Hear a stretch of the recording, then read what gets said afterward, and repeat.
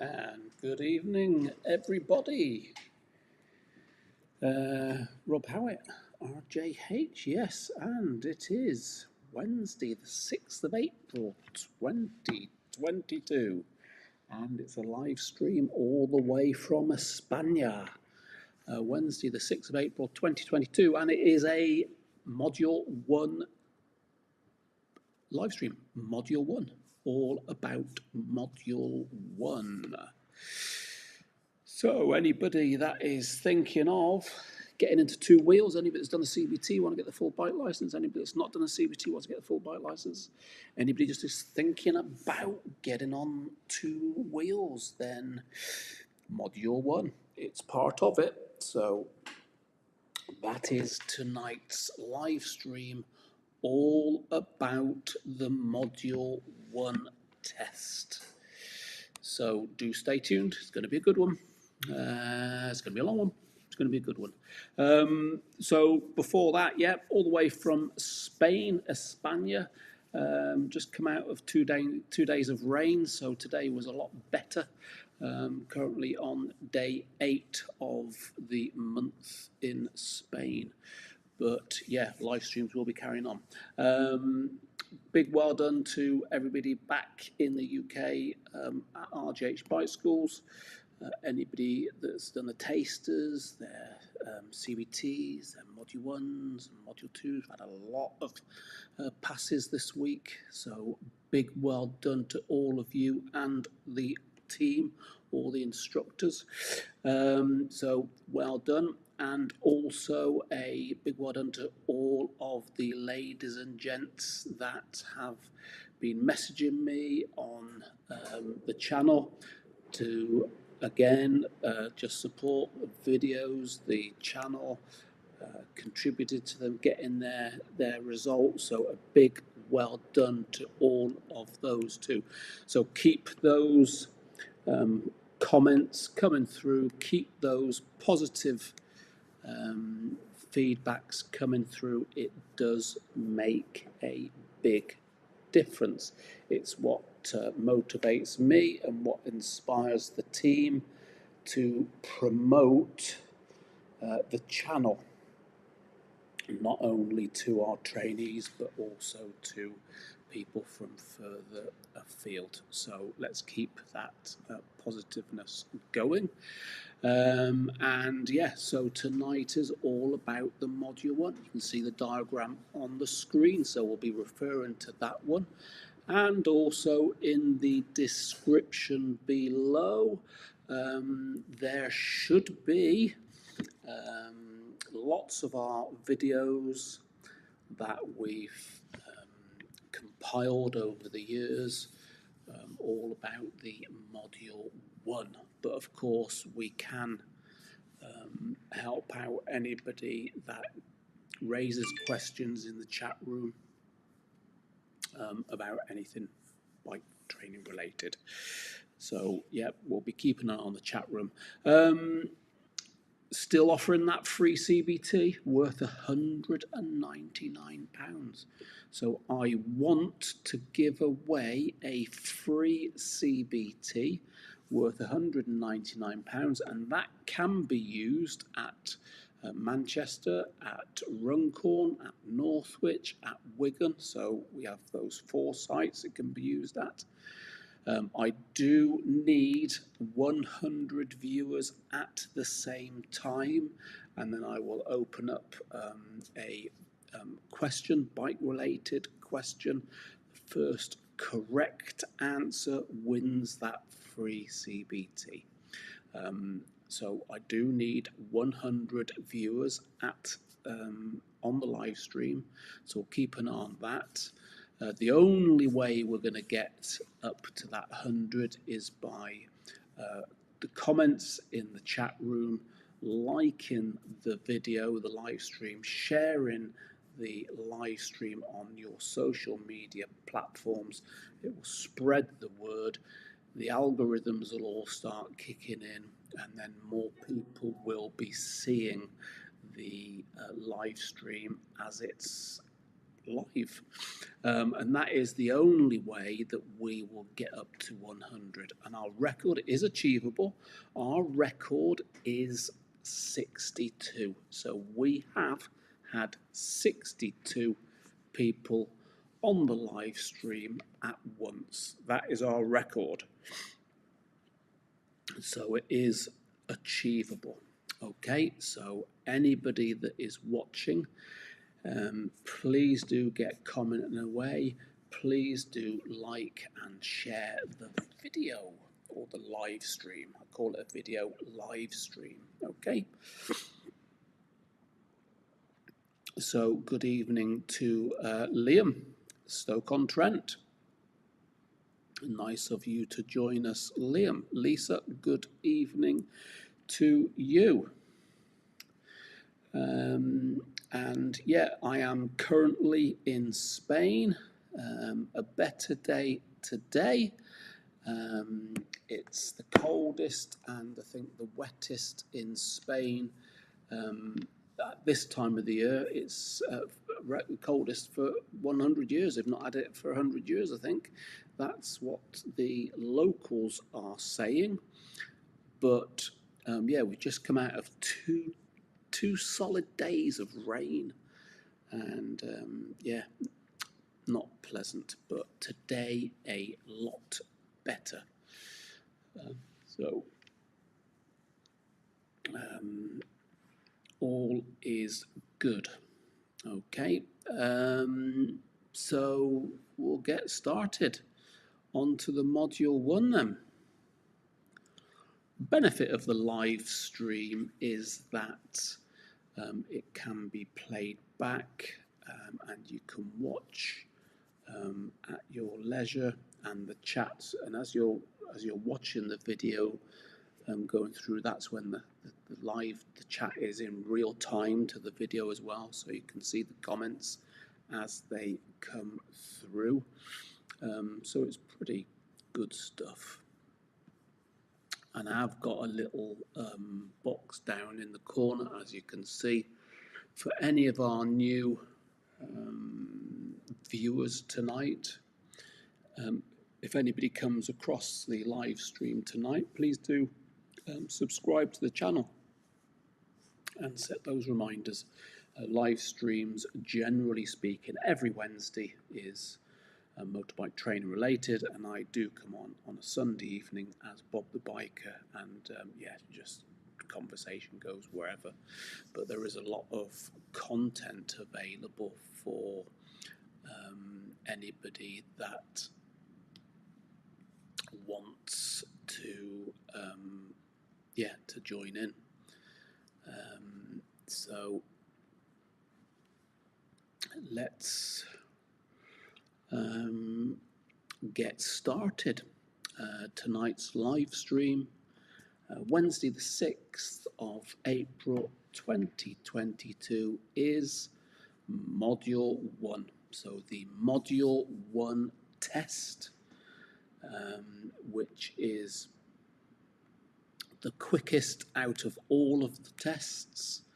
The module 1 test from start to finish is approximately 15 minutes from start to finish. And at the end of it, you will be successful or you won't be successful. And if you are successful, you will get a certificate, okay, to add to the collection of certificates that you've accumulated. So before you can do the module 1,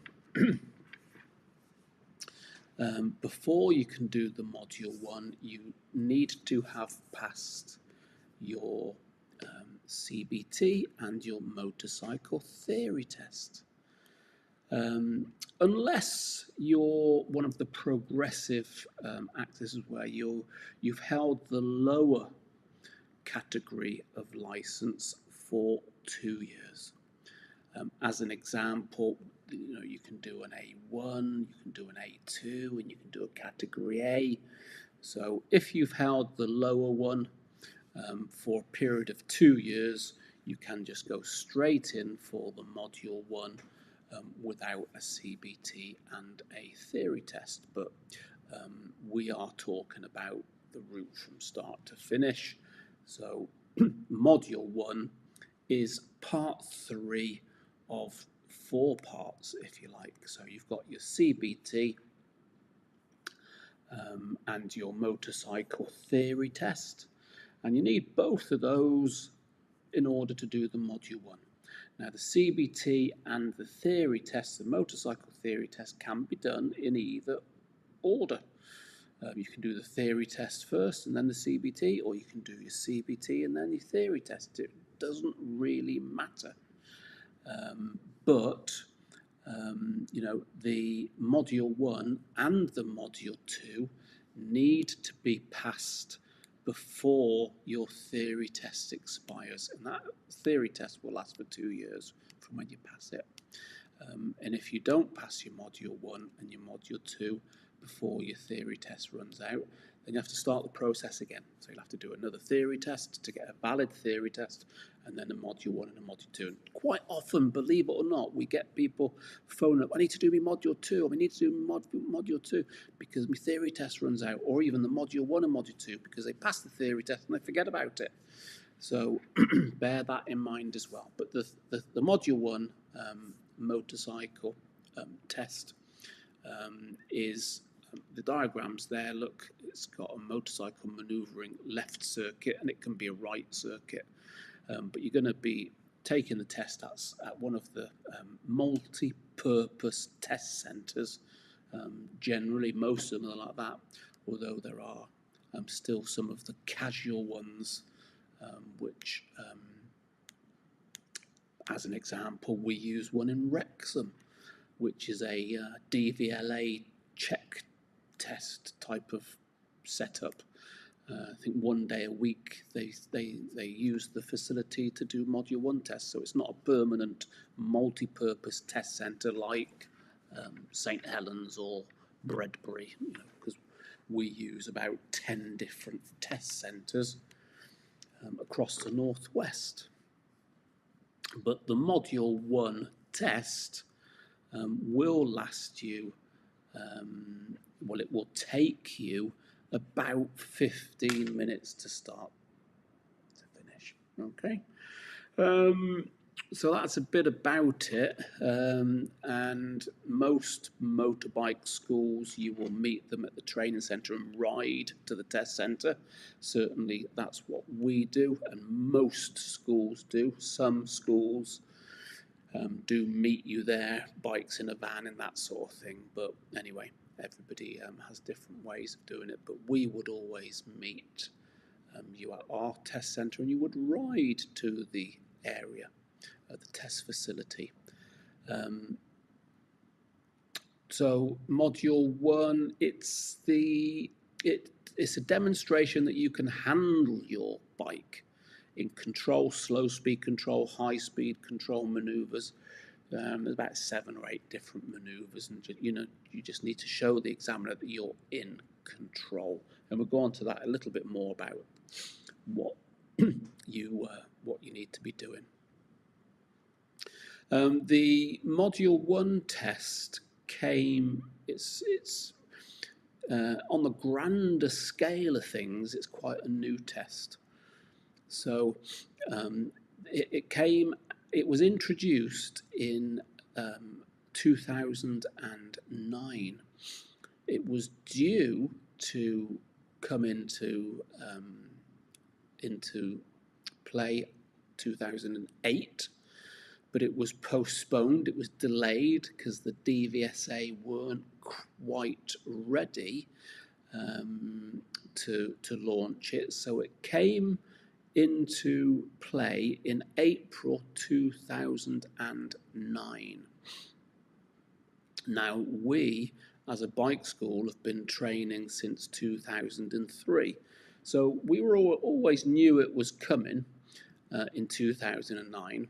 And having taught people through the school on the old test, and then comparing those new riders to The new test, the Module 1 and Module 2, as a bike school, the biggest bike school in the Northwest, I can honestly say, hand on heart, that this test certainly presents a more controlled rider, new rider, onto the roads than the old test.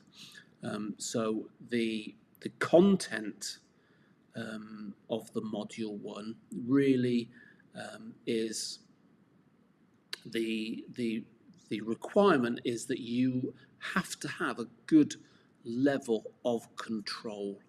Okay, so I'm not saying that you didn't have to on the old test, but the old one-part test, in my opinion, you could, bit of luck, you could get through it.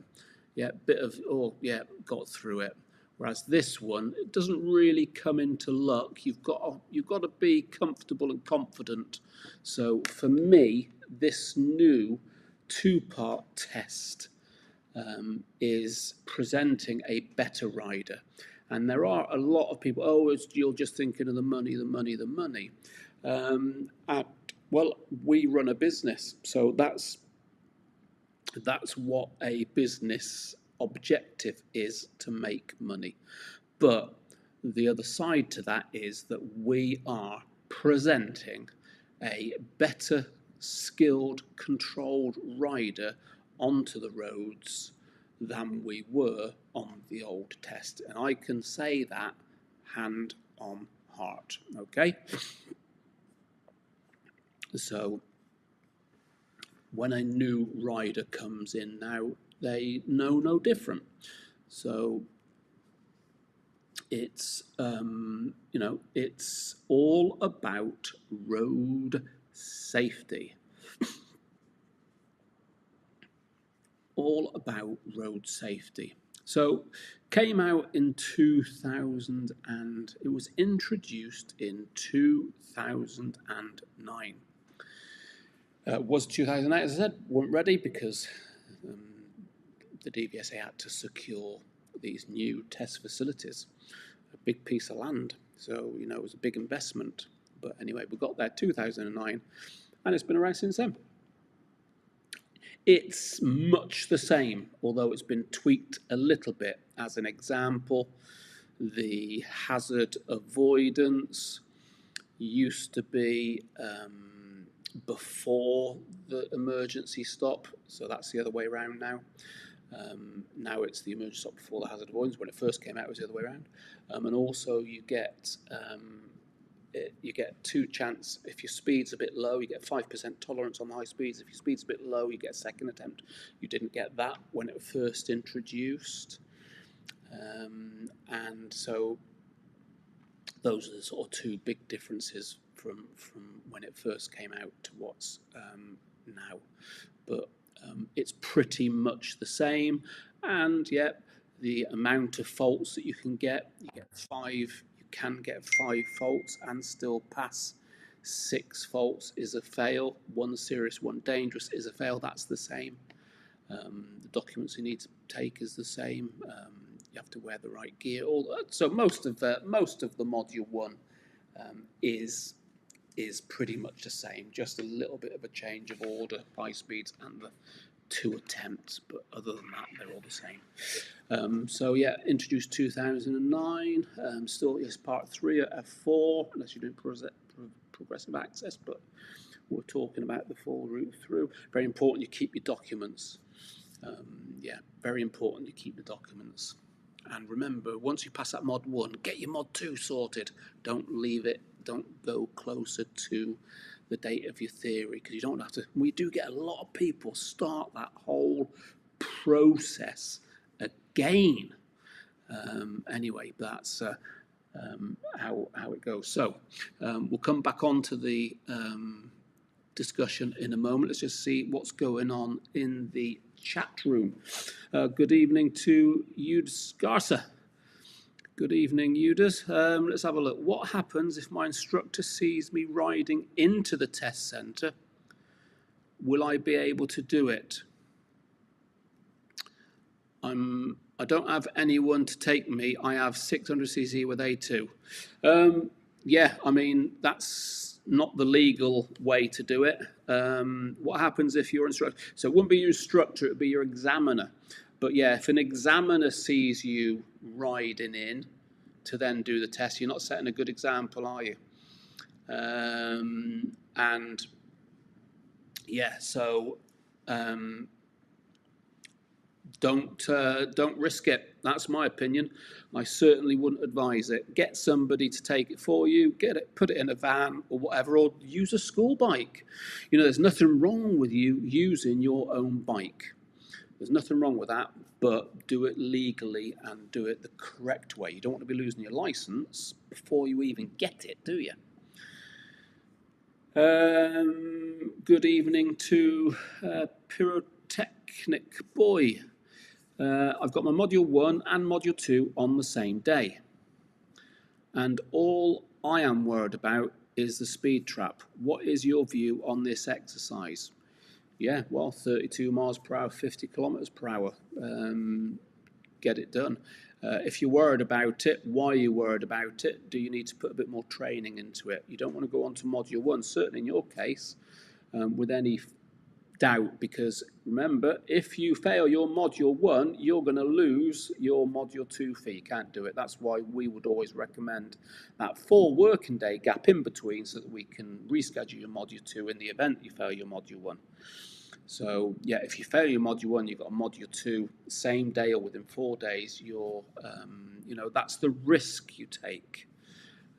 But what I would say with your Module 1 high speeds, we've been talking about that a little bit as we go through the Module 1 discussion tonight, but we've also got a lot of live streams, playlists, Module 1 exercise videos and stuff on the channel.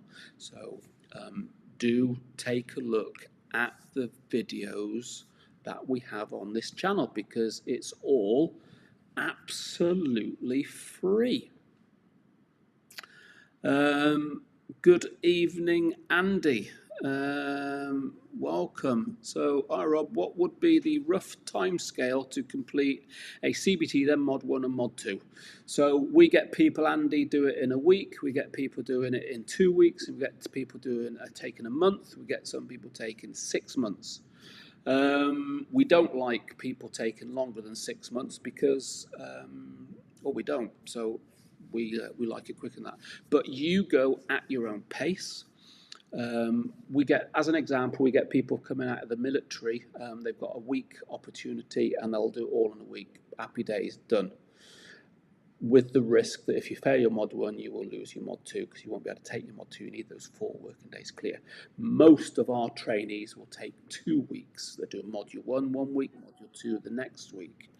On occasions, there are month, 2 months, 3 months. So we tend to fit, what we do, we fit in with everybody's own schedules.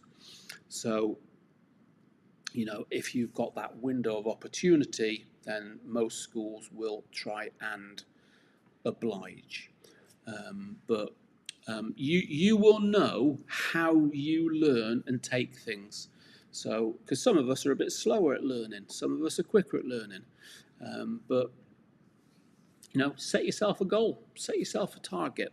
But certainly start to finish within the month is very, very realistic in my humble opinion. Yeah, in my humble opinion. Good evening to Darren. Good evening to Darren. Welcome to the live stream. So that's where we are then. Just catching up in the comments. So thanks very much for commenting. Please do keep commenting away. It's not a problem. And I'll come round to answering and stuff like that.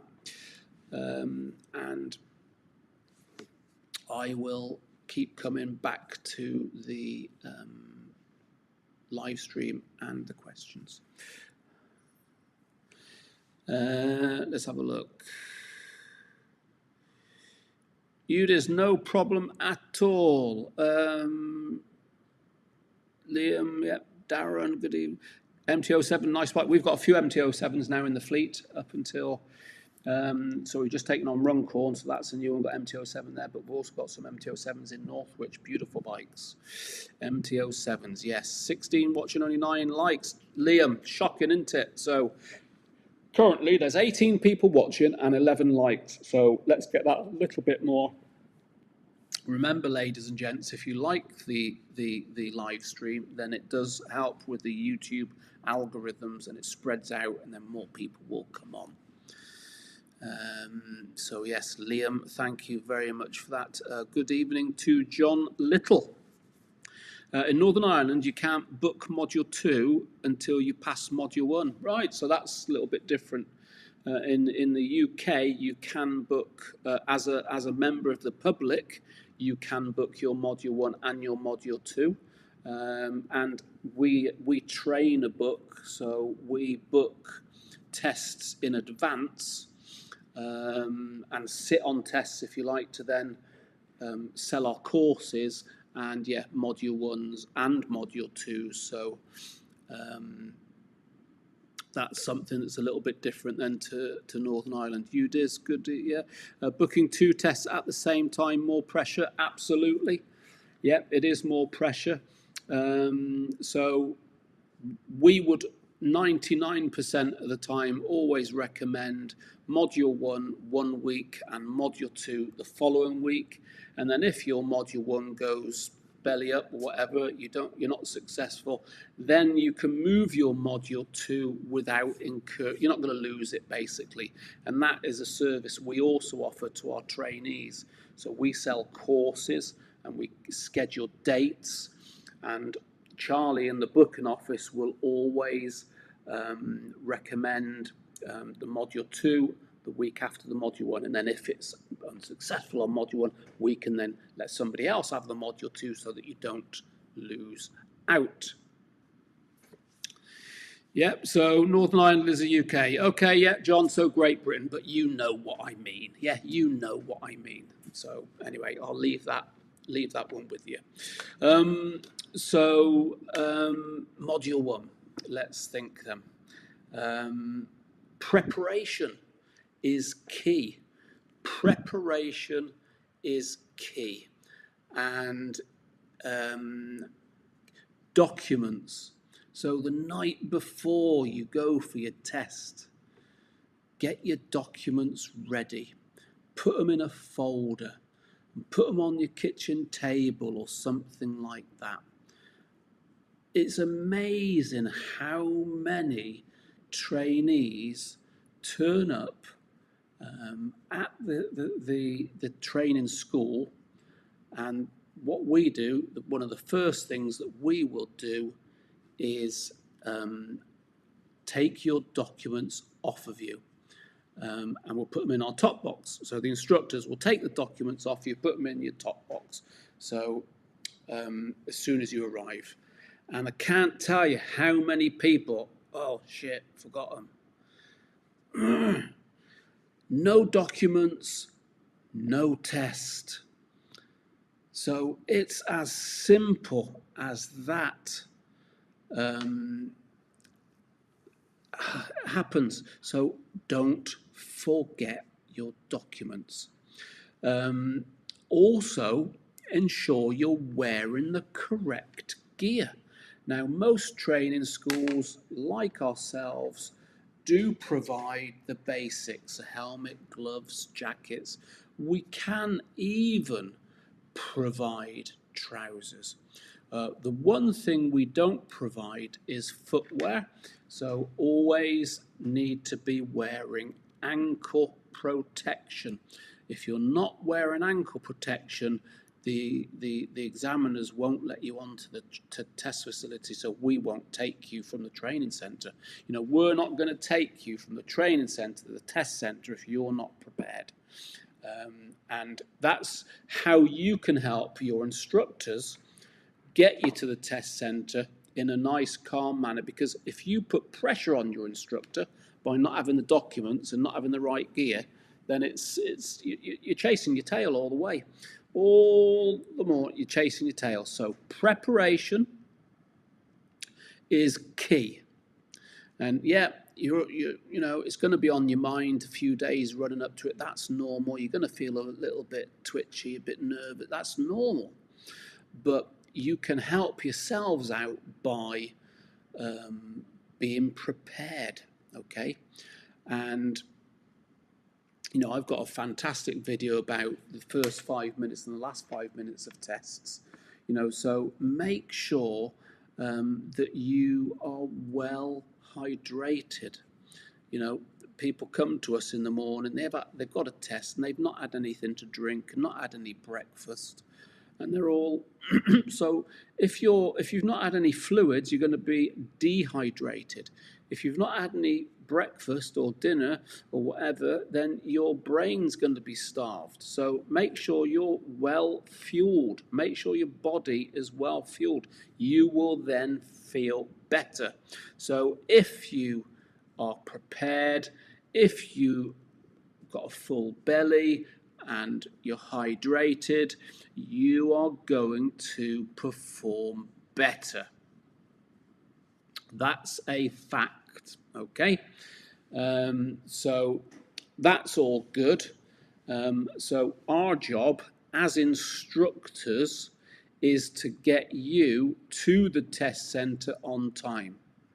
Now, if you arrive at your training centre 15 minutes late, then there's a good chance that your instructor will have already gone, because most instructors will take 2 trainees to test. We're able to do that.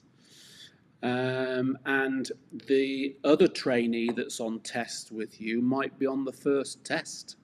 So if you're late, you are putting pressure on not only your instructor, but you're putting pressure on the other trainee, and that is not fair. It is not fair and it's not acceptable, and we do not wait. So if you've got a time to arrive at the training centre, it's your responsibility to get there on time. It's not our responsibility. So don't suddenly turn it around and say, oh, I overslept, why didn't you wait for me, or whatever, I needed to get fuel, or whatever, I had to run back for my documents. Not interested in all that. It's poor preparation. It's your responsibility to get to us on time, and then we can carry out our role and get you to the test centre on time. Very, very important. Preparation. Punctuality, preparation.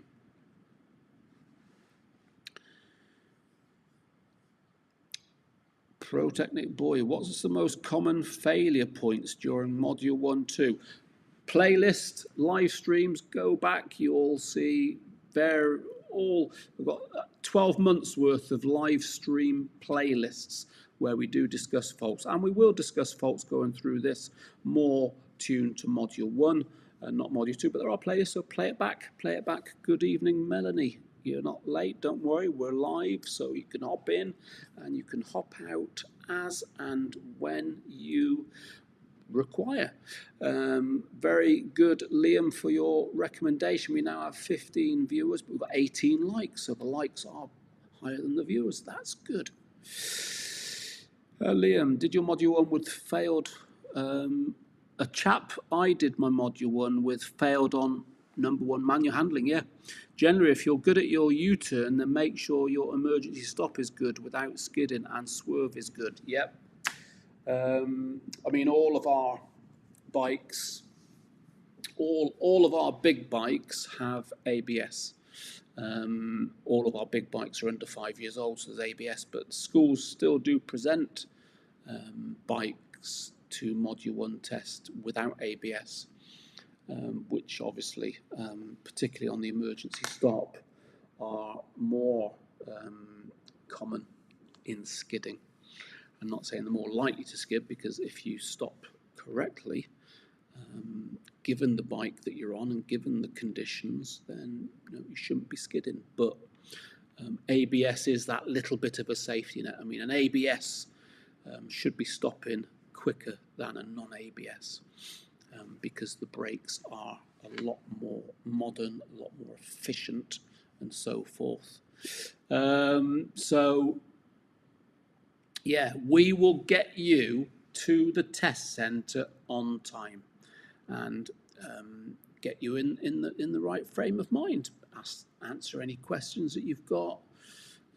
You can use the facilities, and generally sort of get you in a good headspace before the test. So we would generally, we'll have a look at your riding over on Module 1, but we're not going to bombard you with Module 2 faults going over for your Module 1 test. Give you some feedback. So what I would generally do, I'll give you some feedback on your module, on your ride over to the test after your Mod 1 test. Don't want to bombard you with stuff now. Let's just focus then, getting in the right headspace for your Module 1. Really important, headspace, being in the zone, and that's, you're gonna perform a lot better. That's what we find. So we'll get you into the test centre car park, get your bike ready, and get you through to the waiting room where the examiners will call you into. Depending where you go, I think there's still the waiting rooms now, I think, are generally more open, but depending where you go, you might not be able to go in the waiting room. Might be in the garage around the back, but anyway, your instructors will take care of that. Present you to the examiner on time. Examiners generally won't wait, and if you're not there on time, then you're generally going to struggle. You might get away with a minute or two, but it just depends on the test centre and so on. But you need to be punctual. You need to be on time. So we will generally get you to test 10 minutes, 15 minutes earlier than what you need to be.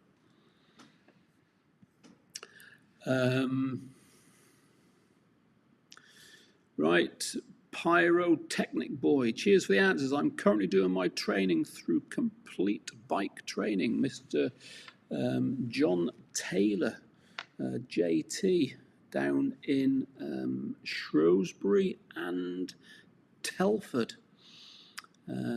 So, Pyrotechnic Boy. So, John, JT used to work for me back in about 2004, 2005, JT used to work for me in Congleton, and is currently down in Shrewsbury and Telford. So give him my regards when you speak to him, if you see him.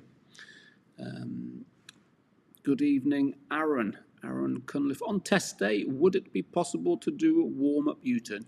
Yeah, generally. So we, as a school, you have a time to get to us, to allow us time to get you for the test centre. And yeah, bikes will be ready, everything will be ready. Generally speaking, you can have a little warm-up. And one of the reasons we get there on time, get there early. You arrive 5 minutes late, not a chance, because you're not, so, and believe me, people do. People arrive 20 minutes late and want to warm up on a U-turn. Yeah, as if. So, Aaron, speak to your instructor and get there on time. Get there earlier, even if you can't get in, get there early, and then you can take 5 minutes, can't you? Have a few U-turns, and that's what we do. So yes, I would say, and most schools I would think are the same. But your name rings a bell, Aaron, so you may well be training with us, because your name does ring a bell. I've seen your name. Tony Turner, good evening, Tony. Yeah, Pyrotechnic, tell him you'll be watching the live streams. And yeah, it is all good. So, pretty much ready then to get cracking on the module 1. So we will present you then, your bike's in the car park, present you into the waiting room, you've got your documents, you've got your CBT certificate, you've got your theory test certificate, you've got your driving licence. Now make sure your CBT certificate and your theory test certificate is the original copy. No photocopies. Had somebody photocopy once, didn't pick up on it. Why did you photocopy them? Well, I didn't want to get the originals creased. Hello? Original copies. So don't sneak any photocopy in. Good evening, Fortune HD, Andy. So very, very important are those documents. The examiner will check your documents, and the examiner will ask you to sign a little declaration. Okay, and they're using iPads and all sorts of things now, so check your email address, because your test report will come to your email address. So he'll ask you, confirm your email address, things like that. And then, lead me out to your bike. So think of it as now your test has started. You are on your test. Walk you out over to your bike. You'll have a visual walk around of your bike, making sure that he's happy that it's roadworthy. No eyesight test and no questions on module 1. That's all on module 2. Okay. Remember, your test has started, so he's going to get you onto your bike, start your bike. He'll go over to the gate and he'll ask you to ride into the test centre facility and close the gate behind you. Remember, you're on test, so observations. Always control position, moving away, observations. We will always teach you to move off in the control position. That's your right foot covering the rear brake, left foot down, although different schools do it differently. And it's not a fault if you move off with both feet down. However, we don't teach that. So control position, moving off, mirrors and shoulders before you move off, ride through into the test facility, and he will close the gate behind you. Remembering, though, your test has started.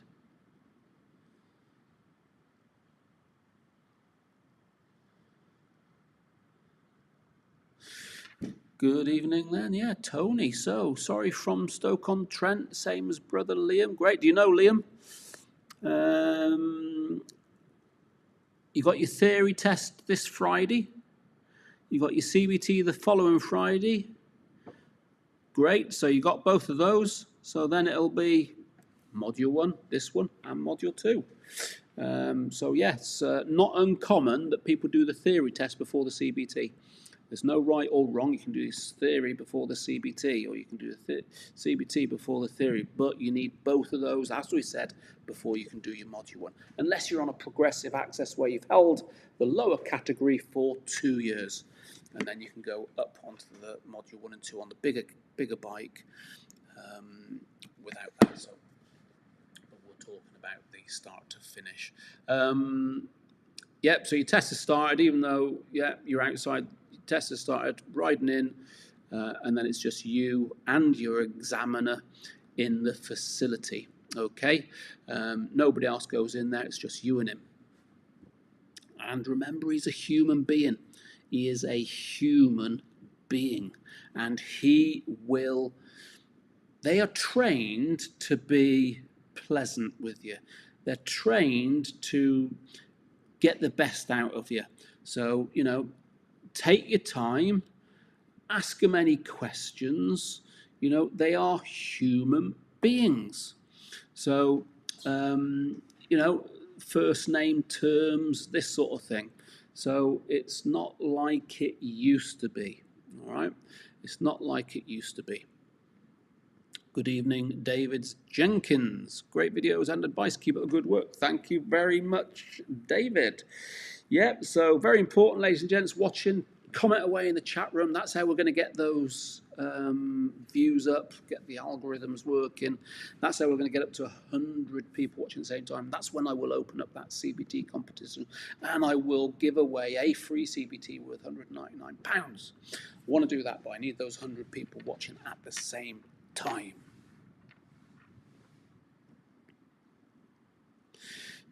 6 months to convince a wife. Well, that's it. You've got to listen. We're all the same. So we're all the same. But 6 months is not bad going, that. Some people have said to me, yeah, I'm getting my bike license now. Oh, yeah, well, got rid of the missus, getting divorced, so always wanted a bike. Now I can get a bike. So a lot of people get divorced so they can get the bike.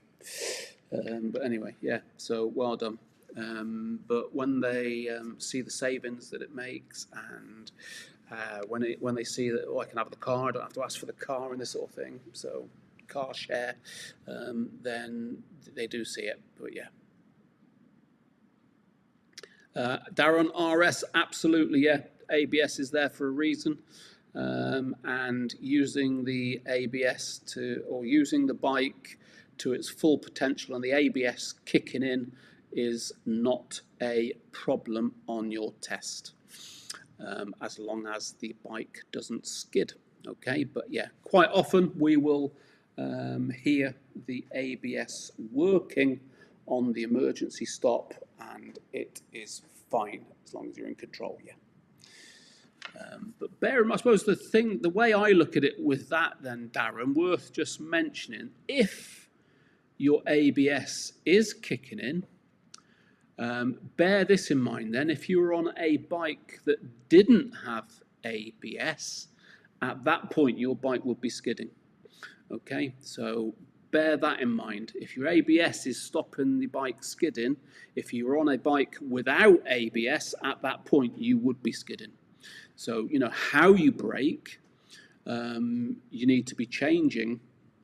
Yeah, the basics are the same, but you need to be changing from non-ABS to ABS. Yes, it is on the MT-07. Yep, you can certainly hear it. You can feel it if you're on the bike as well, can't you? So let's see then. You're in the test facility.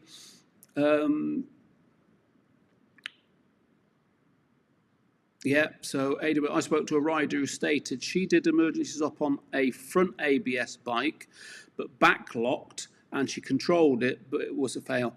Yeah, I mean, it is some people skid slightly and pass, others will fail.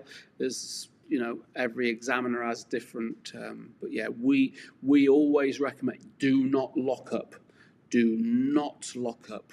Release and reapply, yet, but you know, you can get away with it, but then others, they don't get away. It's on the day with the examiner, the speed you go in, the conditions, how long it's taking you to stop, lots of different factors. Good evening, AW8, but we would always recommend do not skid.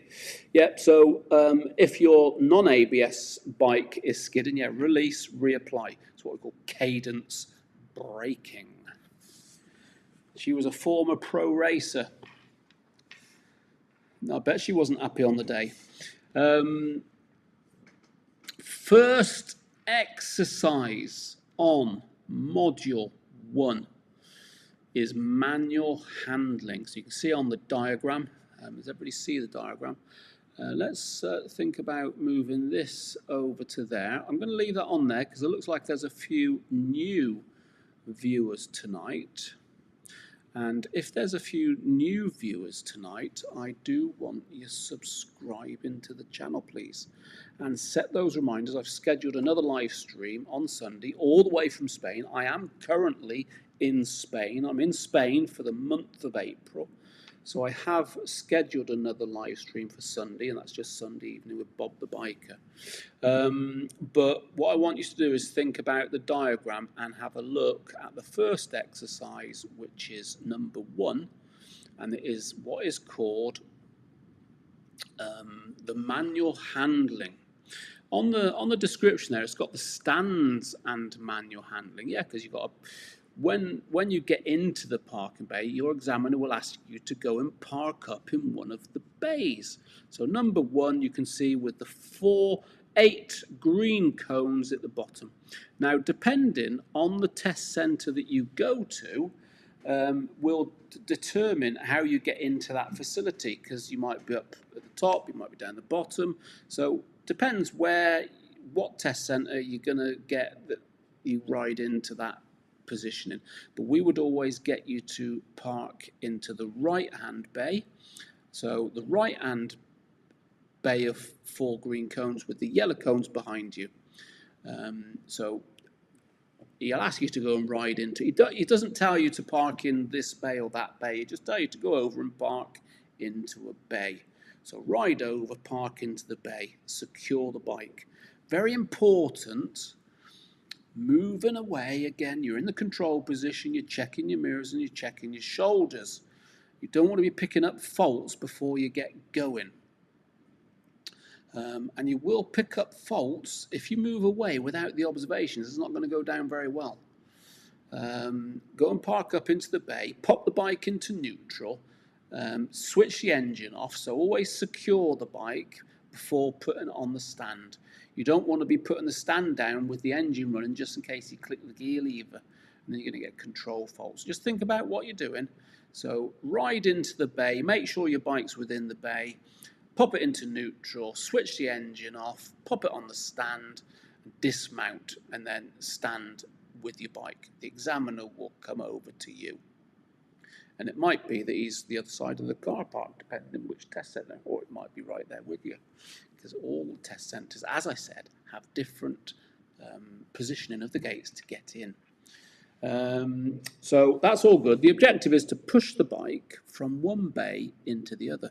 So if you're in the right bay and you're going to run to the left, it's a lot easier just going one scoop all the way round. Whereas if you're in the left bay and you're going to move it into the right, it's a bit like a 3-point turn. It's a lot more fiddly. But you need to do whichever one you're comfortable with. There isn't any right or wrong way of doing it. As long as you push the bike from one bay to another and you show the examiner that you're in control of the bike and you've taken consideration about everything that's around you, because you could be in a Tesco car park or whatever. Everything you do on it needs to be like you're on the roads or on the public highway, whatever it might be. So how you can do this then, you take the bike off the stand, look over both your shoulders and push the bike round in one go. Keep the bike upright. Don't lean the bike because you'll feel the weight of it. Keep the bike upright, and when you're turning the steering, keep the wheels moving, easier. Dry steering. If your bike's stationary, you try and move the steering, it's not going to do it. You need to be Arnold Schwarzenegger, would probably struggle. So as long as the wheels are moving, it's easier to turn the handlebars so that you go around, back into the other bay, so your bike's facing the yellow cones, and pop it back on the stand and stand by your bike again. And people do and have failed on that manoeuvre.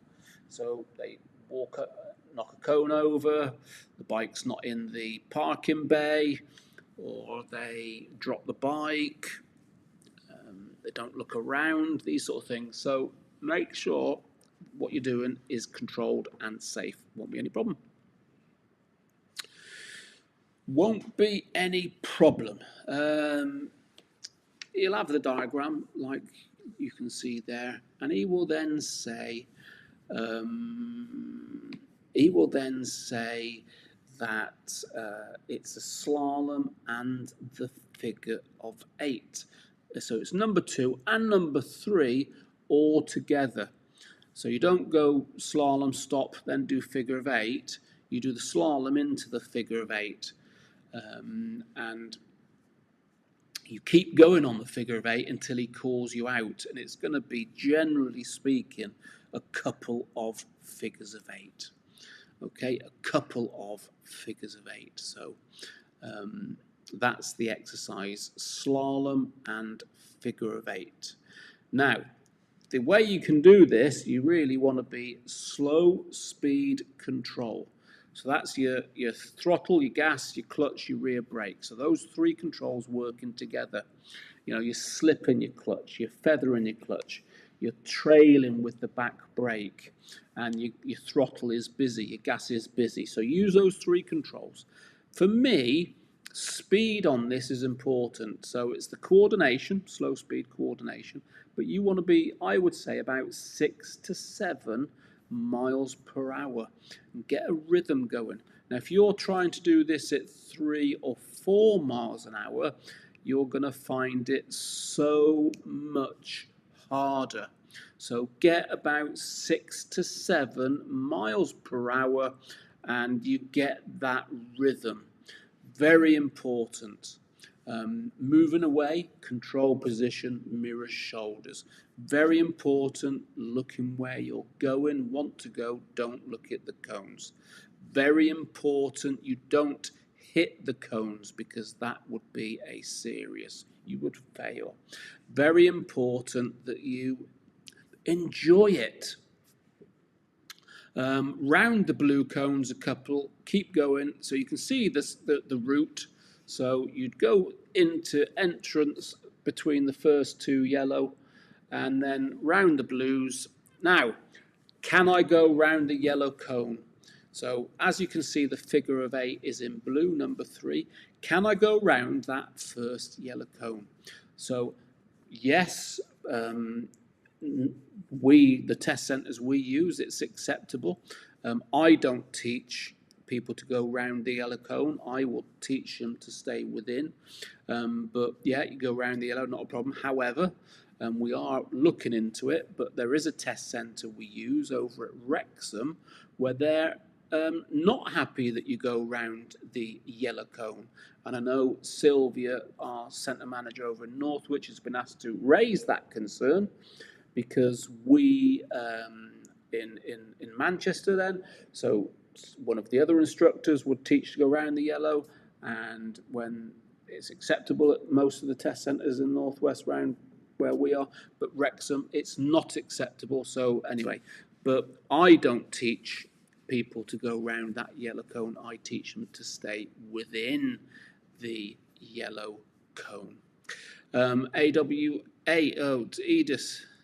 Man, you're the best on YouTube. Hope you get that 100 viewers. Well, the only way I will get the 100 viewers is comments, like the video, share the video, subscribe to the channel. Keep commenting away. Keep commenting on the chat room. AWA, this can help before, after riding, before SIN, stand ignition, neutral, yep, after NI, neutral ignition, stand, definitely. Yeah, because what you don't want is any little and it does happen. Yeah, it does happen. So keep it nice and safe. I'm going to put my theory test going. Get that theory test booked, Andy. No messing about. Get it booked. So keep going on the figure of 8 until the examiner calls you out. And as I said, he will get you to do at least 2. Ride over to him. He'll have his hand out. Get you, pop it into neutral, relax. Okay. He then disappears to set the high-speed Bluetooth setup up and then comes back over to you.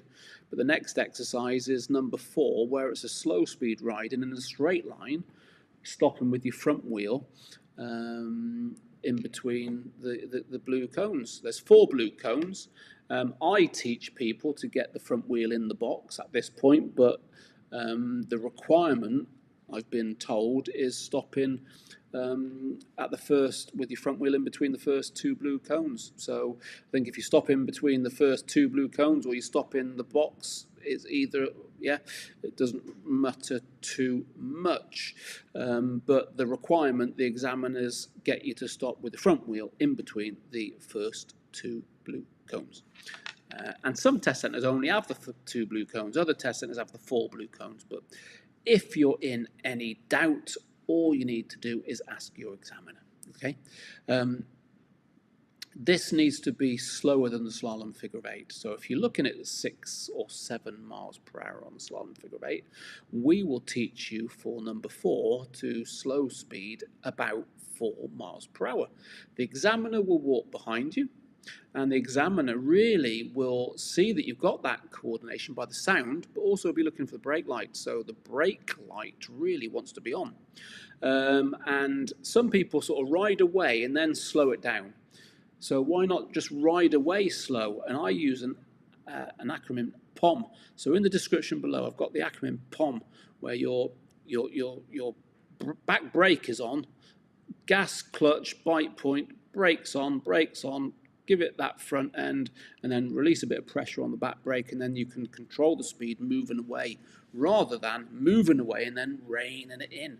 So you can help yourself out about 4 miles per hour. And he doesn't like it if you're doing 6 or 7 mile an hour, because if he's got a run with you to keep with you, you don't want that. He wants a nice, slow speed control. So slalom figure of 8, about 6 to 7. Slow speed in a straight line, about 4. Okay. Good evening, Mr. Cropper. Jason passed with us a few years ago now. Thanks for joining, Jason. And the benefit of this chat room as well is there's a lot of ladies and gents on this chat room that have passed this Module 1 test. So any of these questions that come through, there's a lot of experience here, because we all go through and we all get, so 2017, so Jason, look, he's got 5 years of riding under his belt, and Jason would have gone through this process with us at the old site in Salford, although Jason has been down to see us at the new site in Eccles. But yeah, so slow speed in a straight line. Then you're going to be back into neutral again, and you're going to be lined up for number 5, which is a U-turn. Lots of videos down below of the U-turn. So we've got video playlists, Module 1, we've got the live streams, but the descriptions below, there is U-turns. So it's different, there's stop-start, there's slow, there's rolling U-turns, different types of a U-turn. But ultimately, you can see the blue line going around. Don't go outside the white lines. You can go on the white line. That would be a minor fault. But go outside the white line, that would be a fail. Lifesavers. So observations moving away. Lifesaver before you move around. Serious faults. You will fail if you don't do them. Take a look at those videos. Top tips for U-turns. It's got to be speed. Again, try and do a U-turn at 4 miles an hour is going to be very hard work for you. So get 6 to 7 miles per hour. Get a rhythm. Get your lifesavers in. Get that coordination going. Look where you're going. Don't look at the white lines. And counterweight it. Don't lean your body with the bike. Lean it against the bike. So a lot of top tips there for you to do a U-turn, and avoid at all costs that front brake. No front brake, and keep your right foot up on the rear brake. If you're going to put a foot down, left foot only, not the right foot.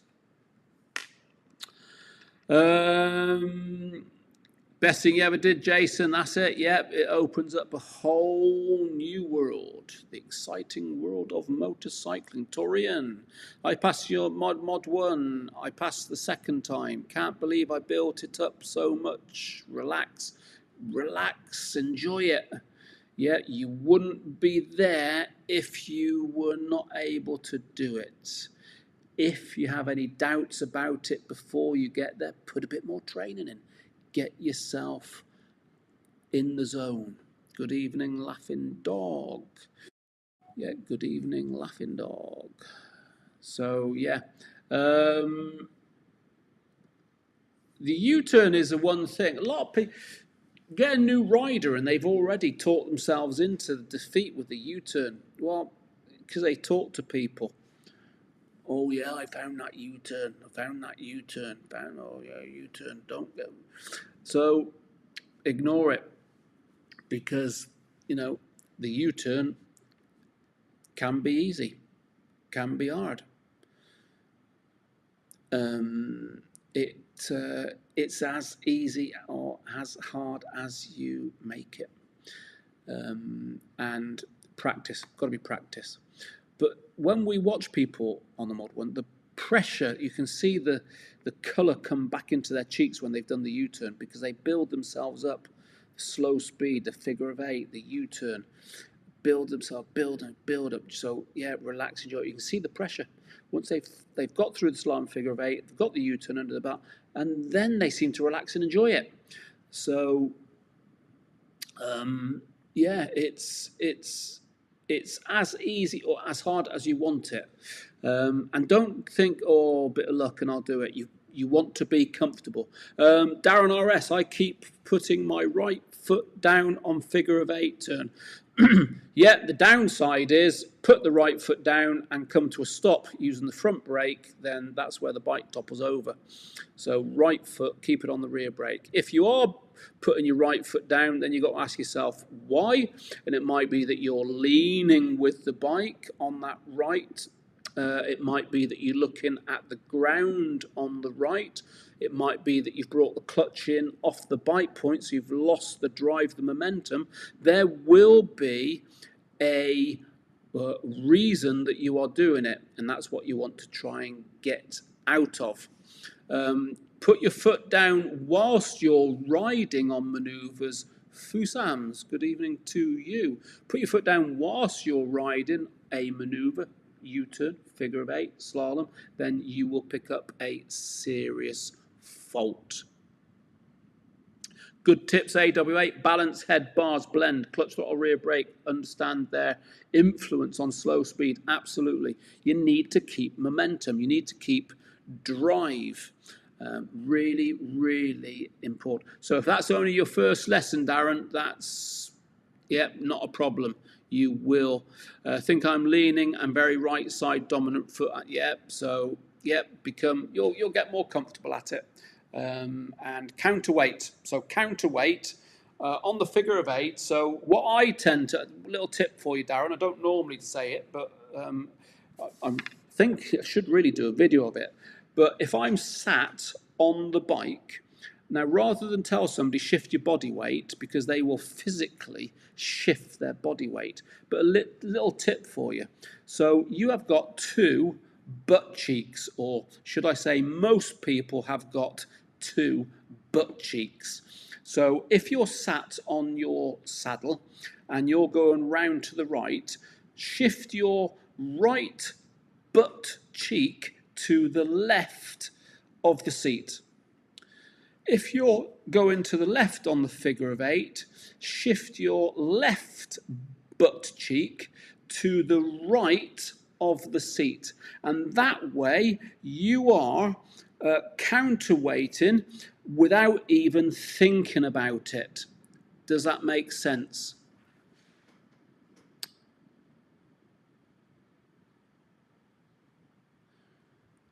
Darren, try more rear brake and carry revs and manage to clutch, maintain momentum. If you're very heavy-handed, heavy-footed, AWA, and you more back brake physically, and then that engine's labouring and labouring and labouring and stalling and chugging, and you want it all purring.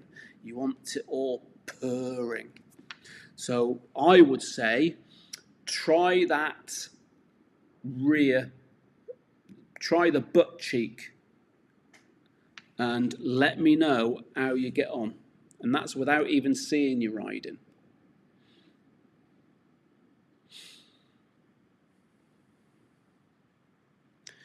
Fusams, what bike do you have? Well, do you know, Fusams, at the moment, we have got over 50 bikes in the fleet. We've got more bikes now than what we ever have done. The bike that I currently ride is a Honda CBF 1000. It's a basically a Fireblade, but it's the touring model. It's got the panniers and everything. But yeah, I am due for a new one, so I'm just trying to get an appetite. But at the moment, I am Honda. Always been Honda. Always be Honda. I've not always been Honda. I started off with Hondas in 1972. And this summer will be 50 years. I've still got a Honda now, but in between I've had a few others. And I've never owned a Triumph.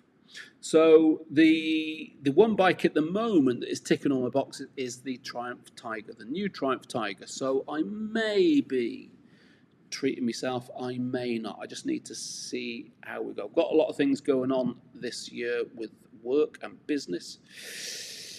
So we will see. NWLDDA, make a video on how to become a riding instructor. Yeah, we've got a live stream planned, and I'm going to invite in different instructors at different levels, trainee instructors. So we've got down trained instructors, we've got Chatterton approved instructors, we've got direct access instructors, so there's different stages through. So I've thought a live stream on how to become a motorbike training instructor, and I will be inviting a few people in because I can do that now. I can invite people from a different location into this live stream. That's how clever it's all getting. Of which case reminds me, ladies and gents, if you are new to the channel, if you're new on the channel tonight, please do like, share, comment, but very important, subscribe. It really does make a difference. So if you're not subscribed to the channel, please do subscribe to the channel. Lewis, Daytona 675, beautiful bike. Jason, I was worried about the figure of 8, so I practiced more on that before my test because it was on my mind. Job done. That's it, yep. Always get to your test centre a little bit earlier. Generally speaking, the motorcycle, your instructor will let you 5-10 minutes on the yard. Generally, that's how we tend to do it. Yeah, try that, Darren. Catch up with me on it. If you're back on Sunday, let me know if you have a lesson before then. But try it. Yeah, it does tend to work. Yes, it does. He's a Honda man. Yep, I am. Started off with Honda. Tend to find that when somebody comes in to the school, new riders, they learn on a Kawasaki, they will buy into that brand. They learn on a Honda, they will buy into that brand. They learn on a Suzuki, they will buy into that brand. That's why we have a varied. We've got Yamaha. We've got all of the Japanese brands. And yeah, so my first experience on a bike was a Honda, and you know, so you tend to, yep. CBR 650, very, very nice, Fusums. Yeah, very, very nice. So where are we up to then? U-turn. Pressure off, slow speed stuff done, and generally, yeah, so slow speed can be a little bit of a mind game, but play on your mind, then the high speeds people can enjoy it more. Other people, they like the slow speed stuff, and then they get a bit twitchy with the high speed. Yeah, practice on your 125. You can try it. Yeah, try it. Eric Milligan. Good evening, Eric. Another new name. I passed my test in February thanks to you and your channel. I now own a lovely Street Twin. Lovely Triumph. A lot of Triumphs. Street Twins are a popular one. Yeah, they are popular. So where did you pass, Eric? Glad the videos and the channel helped, and thanks for keeping in touch. We do get a lot of people that passed the test years and years ago, and they come back on because you guys, ladies and gents, you've got the experience as well. So you get a lot of people on here that have got the test coming up, and you guys, you can share your experiences with them. It really does work. So the high-speed manoeuvres are emergency stop and hazard avoidance in that order. Before that, though, you get what is called a control braking exercise. We call it also a sight lapse, where you go around. This is number 7. So you get to go round either a left to right. This one is a left circuit, so you're going round left. You're going around the right to the left. It means it's got a left avoidance. So a left circuit means you're doing a left avoidance. A right circuit, you'd be going around the other way, and you'd be doing a right avoidance. That's how it works. So this one is a left circuit. You don't know what you're going to get until you get there on the day. Your instructor will be able to, you know, there's no speed trap out on the right, so it's a left or whatever, so they can help you out. Torian, 650 SV, in your experience, why would anyone move up to 1,000? My 650 is plenty quick, cheers. 650s, yeah, I mean, it is ample, absolutely. I think you would probably find it then if you want to go up to 1,000 cc, if you're going to take a passenger on the back and maybe do a longer journey. A 650, I think, is great for a first bike. I don't think you need anything bigger than a 650 for a first bike and to learn your craft, because your learning starts when you get your own bike. Once you want to go a little bit further, motorways, touring, you want to take some luggage and take the missus on the back, that sort of thing, then I would say that's where you probably want to go up to 1000cc. You certainly wouldn't really, you might when you're a new rider, because you don't know anything different, but a passenger on a 650 sort of with luggage and stuff is going to be, you know, challenging to say the least. Eric passed at Atherton, yep, so we have a lot of test routes filmed around Atherton. So we do help a lot of people out that are going to Atherton. Good evening, Amane. So a few new names. Don't forget, please do press that subscribe button. So the sight lap controlled stop, number 7, you're going to go round the top and you're going to come straight down number 7 and you're going to stop, this time your front wheel in the box. So you've got 4 blue cones in the box. Very important, your front wheel is in the box, not outside the box. So, you know, if you come to a stop and it's slightly out, push it forward, get it in. So that front wheel needs to be in. But he'll be also looking at how you're stopping. So A, B, C, front brake, back brake, clutch, after brakes. He'll know if you're coasting. And we don't want coasting. So he's want to see a controlled stop. He's not measuring any speed. So this exercise, he is not measuring any speed. So why not have a go at getting up to speed? Now you're being measured on the high speeds at 32 miles per hour at the point in between the second red cones with the yellow, just above where number 11 is there. And that's where you've got little speed traps in there. So have a go at getting up to 32. Why not? He's not measuring it though, so don't worry if you don't. But make sure your front wheel is stopping in that box. We recommend going around the top bend about 20 miles per hour, second gear. Coming out of the bend, open up the acceleration. You can get up to 32 quite quickly, so we would teach you to go between 32 and 35 miles per hour. Okay, just to be on the safe side. Remember though, you do get that 5% under tolerance. If you're a little bit over, it's not a problem. But be sensible, don't go through silly speeds. This is all about planning. So 20 round the bend, have a go at getting up to speed. Don't worry too much at this point though, just make sure your front wheel stops in the box of 4 blue cones. He'll ask you to put the bike into neutral and then he's going to put 1 cone on the other. So the 4 blue cones become 2 blue cones. He's then going to ask you to move around. Remember, moving away, mirror shoulders, always before you move away in the control position. So you just do a turn around. It's not another U-turn, so use a bit of space, but just turn around and then stop again. Maybe where the number 9 is on there, somewhere around there, but you come to a stop. He's now going to ask you to do the emergency stop exercise, and he'll explain to you that he's going to raise his right hand. And what he wants you to do when he raises his right hand is stop as quickly as he can, as safely as he can. So this is where the speed now is measured at 32 miles per hour minimum. 5% tolerance. Now 32 miles per hour is 50 kilometers per hour. 50 kilometers per hour, great. 49, 48, minor fault. Great. 47, minor fault, not good, second attempt. So you don't really want to be going around for a second time to get up to speed. So get your speed, make sure you're comfortable on your first go. Okay, and use that sight lap as a practice, build up confidence. So think about speed, 20 round the top bend, up to 32, planning it, get 32 by the first red cones. Last time you look at the speedo as the first red cones, look where you're going through the speed trap.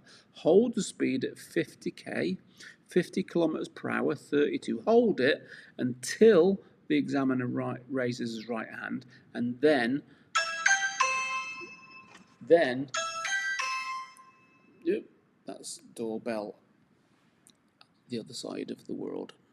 So, and then stop as quickly as safely as you can.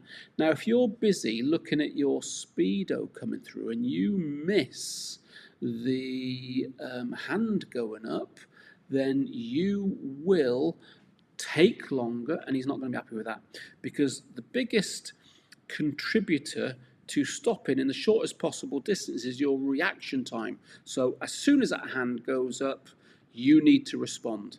And if you miss that hand going up, you're going to struggle. So, and we get a lot of tests terminated on the emergency stop because the candidate has taken too long to stop. And one of the main reasons it's too long to stop is because they didn't respond. Okay, now remember, braking pressure, 70 front, 30 back, dry conditions, 50 front, 50 back, wet conditions. It is going to take statistically a little bit longer to stop in the wet, although ABS, generally you can do it the same. Non-ABS, it would take you a little bit longer, still in control. And they will accept that. They will take all that into account, how long it takes you to stop, given what bike you're on, what speed you're going, and what the weather conditions are. But remember, that objective is stopping as quickly as you can, as safely as you can. And you might have to do it a second attempt if you're too slow. Get it right first time. Make sure you practice these with your trainer. He'll actually turn around. Well, when you've stopped, he'll come over to you and he's going to say one or two things. He'll say, "Okay, Rob," he'll say, "you're going to have to do that again. It wasn't fast enough." Ask him what the speed is. So if you say 47, you know you haven't got far to go. But if he says, "Oh, you're only doing 40 kilometers per hour," then you think, "Bloody hell, I've got some work to do then, haven't I?" Or he's going to say the other thing is, which I will not ask you to do that again. So if he says to you, "Okay, I will not ask you to do that again," happy days, he's happy with that stop. Turn the bike around, don't forget your observations, and then he's going to explain the hazard avoidance. Okay, hazard avoidance, which on the sheet, as you can see, is number 11. Is it number 11? Yeah, green one. So, round the top bend, 20 again, second gear, keep it in second, better engine braking. Out of the bend, 20, build it up to 32, between 32, 35, first red, second red with the yellow, hold the speed, don't close that throttle until you're on the turn. If you close the throttle before the turn, then your speed's going to drop, you may have to do a second attempt. So be confident, coming through the speed trap, close the throttle on the avoidance. No braking until you're straightened up, because as soon as you close your throttle, your engine braking is slowing you down. All this is doing is replicating somebody swinging open a car door or you're avoiding a pothole. Okay, and you know, you can push a little bit onto the left to go left, push a little bit onto the right to go right. You can counter steering almost, but use your body. Use, you know, it's amazing how you can throw the bikes around. Okay, and generally speaking, most people find the high-speed manoeuvres easier. They're happier with the high speeds than the slow speeds. But yeah, come through the speed trap, roll off the throttle, avoid the in between the two blue cones, as you can see there, and then you come into a stop in between the two blue cones. Okay, very controlled. Don't leave everything late. All about planning. Biggest faults, I would say, on the high-speed manoeuvres is the speed, not getting up to the speed. I would say overall the biggest faults with the high speeds are not getting up to speed. So you need to be comfortable. And I'd say on the hazard avoidance, the biggest, for me, the biggest sort of fault on that is going to be hitting the blue cone because you're looking at it. The biggest fault, I would say, on the emergency stop for me is taking too long to stop, and that is not responding to the hand going up quickly because you've been concentrating on the speed or whatever it might be. So those are the sort of common things on there. But like all the other exercises, don't hit any cones over, and don't put your feet down whilst you're riding, stuff like that. really, really basic. So once you've done the hazard avoidance, he'll then ask you to ride over to the gate.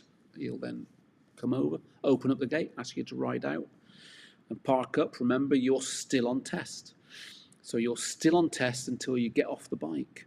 So think about how you're parking up in control, slow speed control, no front brake, all that sort of thing. So show them that you're still in control of what you're doing, and then into the office or whatnot, and then he'll tell you yes or no, or whatever it might be, and give you a bit of feedback, give you a certificate. Your report will get sent to you by email. So, and that's then puts you in good stead for your Mod 2. Remember, put your certificate with all of your other documents ready for your Module 2. But all of the manoeuvres I've just talked about, in the description below, you've got them all down, all in there.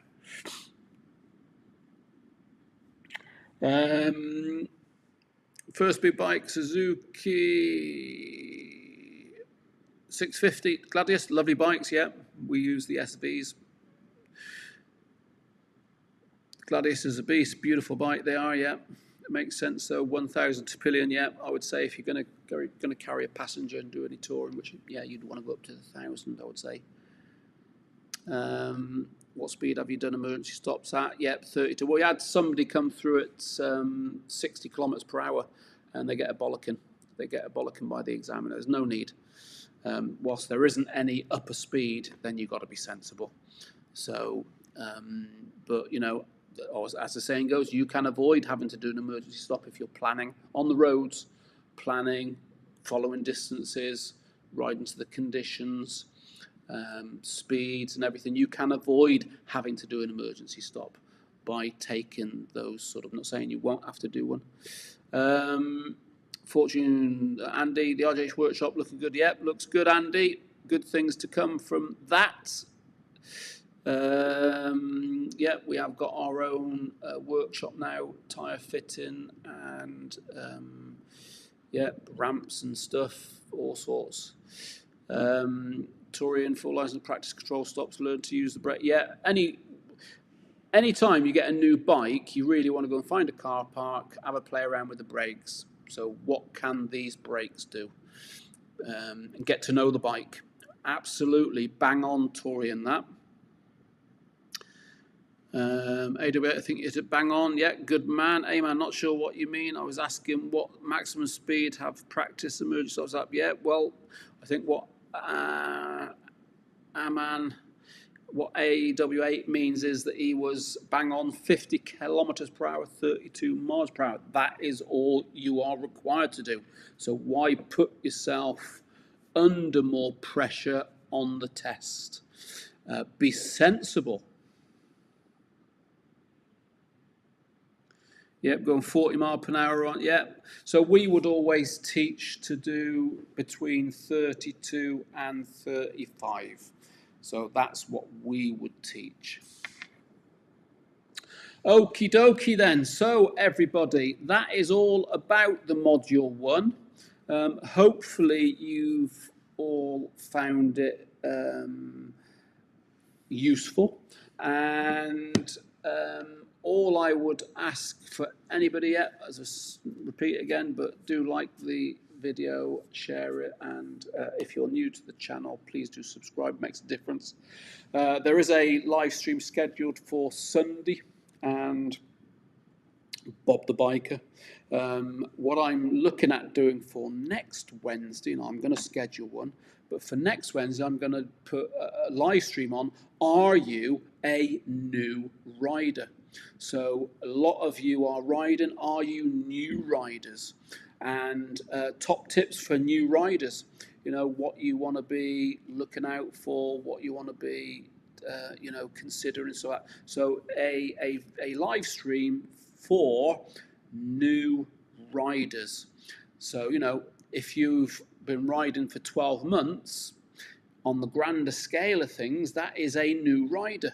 So that's what I'm looking at doing for next Wednesday. And so do look out for that one. Do press that reminder